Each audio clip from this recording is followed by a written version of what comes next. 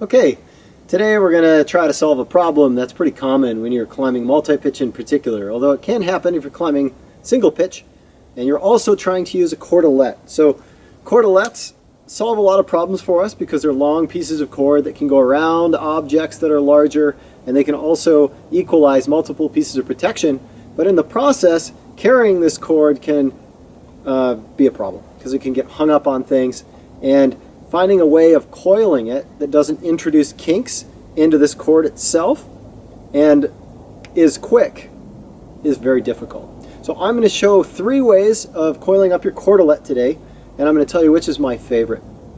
So the first way of coiling up your cordelette is probably the fastest way, and it's also the easiest to learn and the easiest to teach, and that is simply the fold and tie method. So first I'm going to find my joining knot. If I'm using a long piece of webbing like a quad length sling, or there's even longer slings, then I want to find the sew bar. Place that on one end and then find the other end of your cordelette exactly opposite that, and then make sure those sides are equal. Okay? So now we've folded the cordelette in half. I'm going to fold that cordelette in half again. And now with the remaining material, I'm going to simply tie a figure 8 knot. Okay? Sometimes if a figure 8 isn't going to be enough, then I'll continue to wrap it. There's my figure 8 knot, and then I fold those 2 sides in half.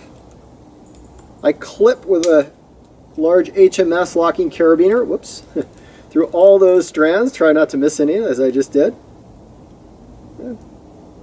And that's a quick and effective way of keeping it balled up on your harness so it doesn't dangle down too low and get hung up on things. Still leaves a few strands hanging, so it's not as neat as some of the other methods I'll present. This next method I find is one of the neatest methods. It's a little bit slower, and it does introduce some kinks into the cordelette, but there are a few things you can do to try to minimize those kinks. So first I'm going to find that knot or the sew bar again, and I'm going to hang it off the bottom of my pinky knuckle here. Okay, so there's that pinky knuckle. It's going to hang right down just like that when my palm is facing toward me, and then I'm going to wrap. And when I wrap, treating both of these strands as one, I want to make sure that these strands don't cross over each other. So if I simply continue to wrap and allow my hand to twist around, you'll start to see those crosses in there. As in the back of my hand there. So we're going to try to keep those crosses out. So I'll wrap around the back of my knuckle band. I'll flip it across. Okay? And each time I flip it, I'm keeping that cordelette from getting crossed. Okay? I'm going to continue to wrap until I have maybe 2 feet left over. 1.5 to 2 feet is pretty good. Then I'm going to try to keep this all together, these round coils that I've just made, and push it between my 2 thumbs like that. Now, identifying the side of this little coil that has the knot, I'm going to take these 2 strands, okay, treat them as one, and wrap them around this coil starting from the knot, working up toward this thumb that's staying inside the loop. Okay, so I wrap around and I pull it down tight each time I go around. Each time I wrap, I want to butt it up against the previous wraps and cinch it, making it as neat as I possibly can. Okay, pushing it down, pushing it down, pushing that down, and then when I get to the very end, this little tail here, I can take my thumb out and push that through the hole in the top of the coil. Okay, and that creates a nice tight package that hangs well on my harness.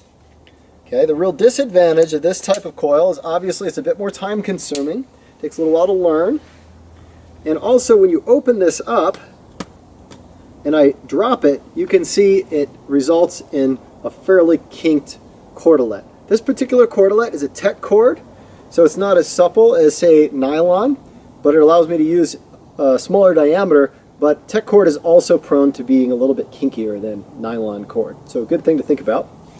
Okay? So I'll always run my hand over it if that's the cord that I've chosen to use. But you can see those tight, nice, beautiful coils did result in a little bit of kinkage. So this next coil is my favorite way to wrap up my cordelette and results in a coil that's almost as neat, but it takes a little bit of learning. Okay, so I'm going to start in a similar fashion. I'm going to start with the cordelette with the knot hanging off the pinky side, and now I'm going to make loops in my hand that are about twice the width of my hand. So about 2 hands can fit in that, a little bit more than 2 hands maybe, okay? Bring that down right around 2 hands width. And I'm going to just go back and forth. So I fold in half, and I fold in half. I fold in half, trying to keep these coils equal on each side, and I fold that in half. Okay? And just like before, when I get to be about 2 feet left over, now I'm going to take all of this and fold it on itself. Now it's folded on itself. I'm going to keep that thumb through, and I'm going to do the same thing I did before. I'm going to start on the side that has the knot, and I'm going to wrap from the bottom, or from the knotted side, up toward the side where my thumb is sticking through. Okay? Make sure those are nice and even, and now wrap. Cinching down. Cinching down. Yeah, cinching it down all the way up, and then popping that through at the very end there. Okay, so you can see this results in a coil that's almost as beautiful and compact as the original, or the previous coil I should say. But the nice thing about this coil is when I open it up, it'll just pop that out. It comes out nicely with no kinks, even though I am working with tech cord. So that's a great one to learn.